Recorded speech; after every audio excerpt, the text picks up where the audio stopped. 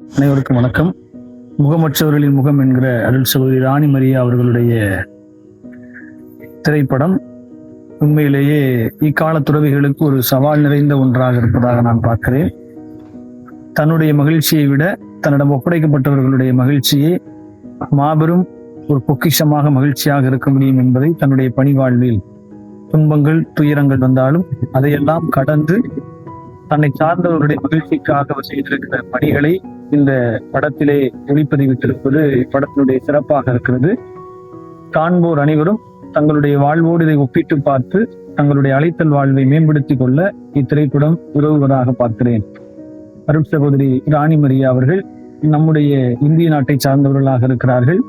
நாமும் அவரை போல நம்முடைய அர்ப்பண வாழ்வை வாழுகிற போது நம் சார்ந்த பணித்தளங்களிலும் இது போன்ற மக்கள் இருக்கிறார்கள் என்பதை நமக்கு நினைவூட்டக்கூடிய ஒரு படமாக இத்திரைப்படம் அமைந்திருக்கிறது.